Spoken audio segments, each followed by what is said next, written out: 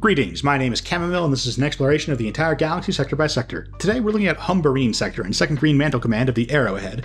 The Arrowhead is the core of the core. Humbarine was settled by Kuati generation ships, and Kuat was settled by Coruscanti generation ships, and Humbarine went on to colonize Balmorra and Commenor with generation ships.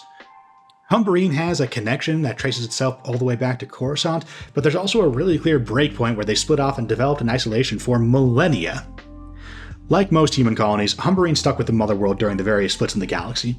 I talk a lot about the power of Kuat manufacturing and fighting against the Tion hegemony and the signatories of Waymancy, but while Kuat was the biggest industrial planet, their descendant worlds like Humbarine and Balmorra are part of that core world's industrial might. Humbarine was a loyalist planet in the Clone Wars, despite a few dozen minor planets in their sector joining the Separatists. Despite its industrial capacity, Green Mantle neglected Humbarine to focus on Cato Neimoidia, generally leaving the defense of the industrial core to White Cuirass, which is great for Kuat and Balmorra, but Humbarine isn't in White Cuirass command, it's in Green Mantle. And with friendly planets in the sector, General Grievous and a Separatist fleet could fly in, send shuttles down to gather up fuel to top off, and then make a short hop to Humbarine with a full tank of gas to spend on turbo lasers and shields for the fight.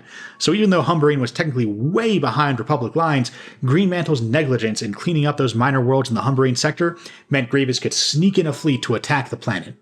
Grievous stood no chance of holding the planet, so he just leveled it. The planet wasn't rendered completely uninhabitable, you can still breathe the air and some arable land remains, but Humbarine went from Ecumenopolis with over 100 billion inhabitants to ruinous wasteland with less than 1 billion inhabitants. Half a century later, it still hasn't fully recovered and is no longer a major manufacturing world. That saved them from the shame of being any kind of major contributor to the Galactic Empire, though. They were an Imperial fortress world, but the local garrison surrendered to the New Republic after Jakku, along with most of the rest of Green Mantle.